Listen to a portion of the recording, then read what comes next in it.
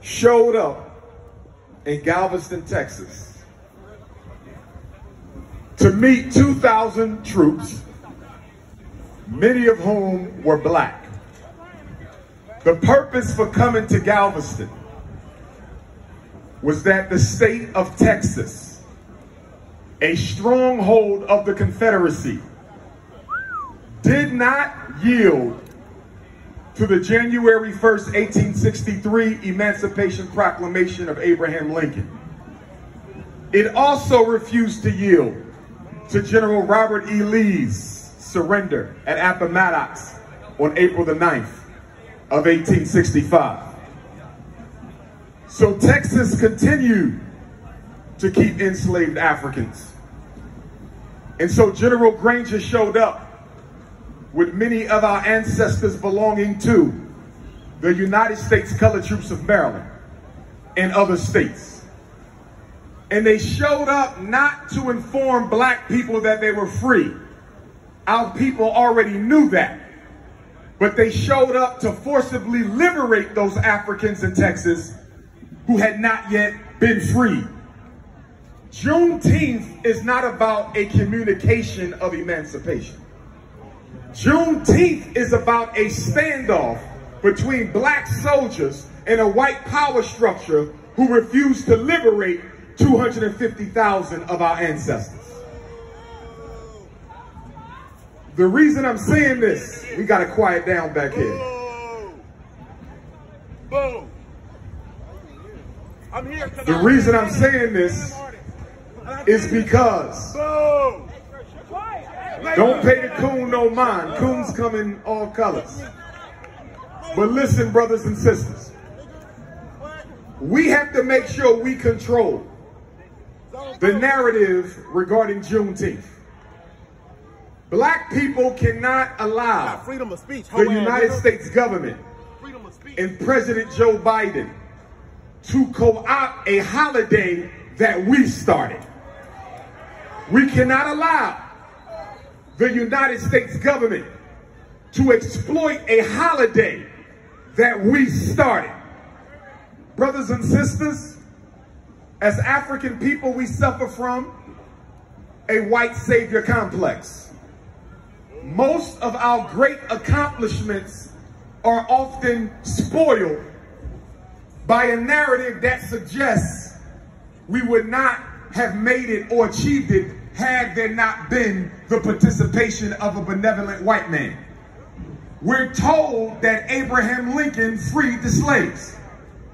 Well, when you look at the Civil War, and when you look at the fact that the Confederacy was beating the Union, and Abraham Lincoln was left with no choice but to let black men join the Civil War, and when you understand that it was our ancestors, more than 210,000, who fought in the Civil War, you come to the conclusion that Abraham Lincoln did not free the black man. The black man freed Abraham Lincoln. It is important that you understand this. We are the reason that America is still America.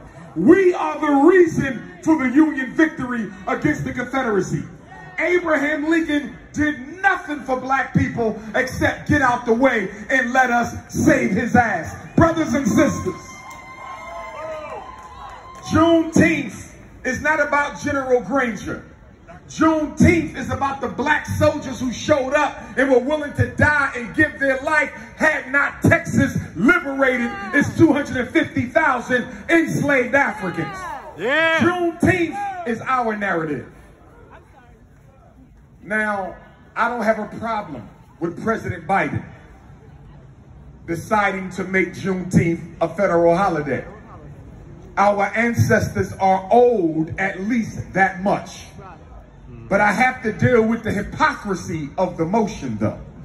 Because on the first day of office, President Biden signed an executive order on the first day of office to protect the life and opportunities of members of the rainbow community. And I'm not against that. And then most recently, he signed an executive order establishing a White House initiative for Asians, Pacific Islanders, and Native Hawaiians. And I'm not against that either. But if you can sign an executive order for the LGBTQ, and if you can sign an executive order to protect the life and right of the Asian American, why in the hell didn't we get the same thing as black people? Where's the executive order for our children? Where's the executive order for our opportunities? Where's the executive orders for our justice? I don't have a problem with Juneteenth being acknowledged by the government. But I have a problem with the fact that black people have to settle for a holiday, but Asians got rights and opportunities. I have a problem with the fact that black people have to settle for a holiday, but the LGBTQ got rights and opportunities. My issue with this President Biden and Vice President Kamala Harris is that if you care about black life that much, you've been in office for 6 months, what have you done about the miseducation of black children in Georgia, Alabama, North Carolina, Florida, Tennessee, California? What are you doing about the gentrification of black people that is at an all-time high, even right here in Atlanta, where rich whites are pushing poor blacks out of their home, giving birth to a black homeless rate that is at its highest rate in the past 20 years? If you care about black life, why aren't you doing anything about the mass incarceration laws that are not only putting black men behind bars and destroying the black family, but also putting black mothers behind bars? And when you lock up a black woman, you scatter her children. When you lock up a black woman, you take a mother away from her babies. When you lock up a black woman, you destroy the black family. If you care about us, don't give a holiday for the ancestors. Give a law, give a bill, give some resources for those of us living right now. If you really care about what happened on Juneteenth, if America really wants to pay homage to the Africans who built this country, and I want to be clear, no disrespect to LGBTQ, you didn't build America the first 200 years. Black people did. No disrespect to the Asians, you didn't build America the first 200 years. Black people laid the foundations. Black people made the bricks. Black people built the railroads. Black people picked the cotton. Black people carried the sugar. No disrespect to the Arab, the East Indian, the Latino, or the Mexican. You did not lay the foundation for this. So when you talk about multiculturalism, you can leave black people out of it, because we have nothing in common with nobody else's culture, because everybody came to America as an immigrant, but we came to America as imports. Right. Brothers and sisters, we didn't come to America as participants, we came to America as property. General Granger, in his order, said that there should be immediate equality for black people. That was 156 years ago. Where is the immediate equality right now? Brothers and sisters, I believe that Juneteenth becoming the 11th federal holiday of America may have its upside, but it also has its downside. Because when I look at what the government did to Dr. Martin Luther King Jr.'s birthday, when that became a federal holiday in 1983. And I look at what the federal government did when it made Black History Month unofficially observed federal activity, and look what they did to Black History Month. And I look at what they did to Kwanzaa and acknowledging Kwanzaa and having Kwanzaa at the White House. Look at Kwanzaa now. The point that I'm making is whenever the power structure decides to pay attention to a black founded holiday, they begin to change the focus of that holiday over time. Dr. King's birthday is about acknowledging a black man who gave his life for the equality of African people. Dr. King, who was on the verge of economic revolution until the CIA and the FBI and the Memphis, Tennessee Police Department plotted his assassination. But Dr. King did more than have a dream. And we reduced his legacy to a dream. Dr. King didn't die for integration. Dr. King died for economic revolution. Dr. King was on his way to D.C., so they had to kill him on April 4th, 1968, because Dr. King was going to D.C. to start a protest of poor white, poor black, poor everybody who was not going to leave D.C. until they left with a job and a home. It would have embarrassed the United States government, and so Dr. King had to die on April the 4th. He could not be allowed to go to D.C. But here we are 30 years after the government has made a Dr. King holiday, and they reduced Dr. King's memory to community service. Dr. King's memory is about picking up the garbage off the streets. Dr. King's memory is about painting the buildings. That's not what Dr. King struggled for. That's not what he died for. He died for the equality of black people. Let's get focused back on why he died. You see McDonald's exploiting Kwanzaa. You see Burger King exploiting Kwanzaa. You see all these corporations exploiting Kwanzaa, exploiting Black History Month. If we are not careful, they will exploit June.Teenth. They will make billions of dollars off of June.Teenth. By the government opening it up, they can commercialize June.Teenth. Let us make sure they do not do that. Let us make sure that does not happen. Brothers and sisters, let us remember forever that June.Teenth is our holiday. It is our creation. It is our memorial to our ancestors. If the government wants to honor it, so be it. But we cannot collaborate with the U.S. government involving June.Teenth. Because if you do, it will cease to be a black revolutionary holiday, and it will become another useless holiday where corporations exploit it to make billions of dollars. I want to close by talking to the parents. Brothers and sisters, by profession, I am a school psychologist. I evaluate children for special education purposes.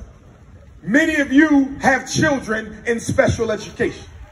Some of you have children that the school want to put in special education. Dr. Umar is here to tell you that special education is a trap. Special education is a setup. Special education is a program where they take black children who often don't have anything wrong with them, and they label them as reading disabled, and they label them as math disabled, and they label them as intellectually disabled, and they label them as emotionally disturbed, and they label them as ADHD and conduct disorder and oppositional defiant disorder. And too many of you black parents are signing paperwork giving these schools in Georgia the prerogative to misevaluate, misdiagnose, and misplace your child in a class that they do not belong in.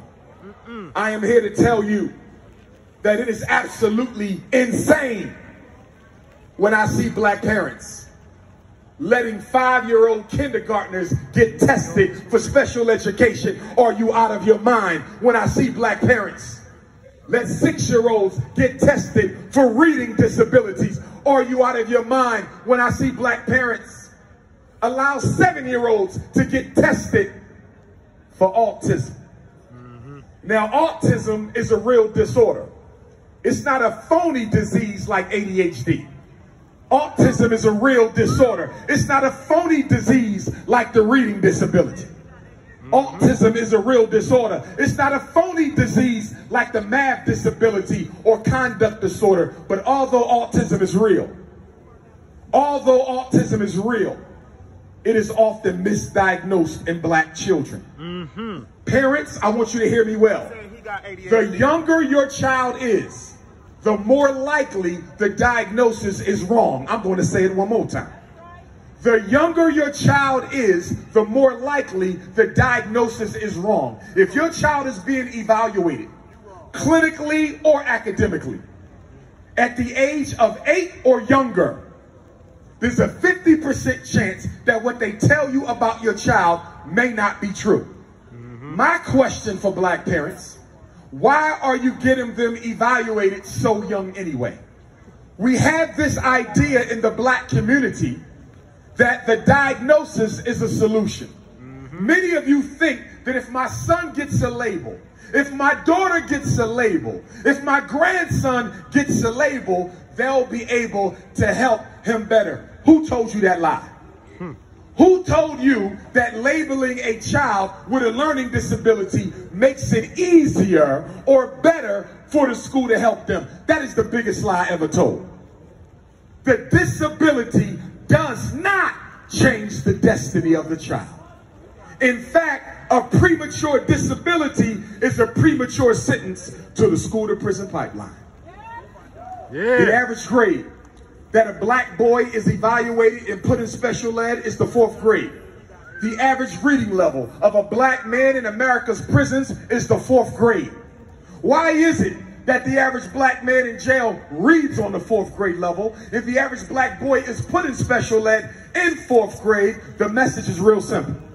If your son can't read, by the time he gets out of 4th grade, he's not likely to encounter anyone who's going to help him learn how to read from the 5th, 6th, 7th, 8th, 9th, 10th, 11th, or 12th. And by the time he gets to the 9th, he'll probably drop out of school because nobody is helping him. And not only is this the fault of the school, it's also the fault of the black parent. Because in your home, there's no dictionaries. In your home, there's no reading books. In your home, there's no bookshelf. In your home, there's no encyclopedia. I can walk into the average black home and I can guarantee you there's nothing in that house worth reading by children if there's anything to read at all. You're wasting money on video games.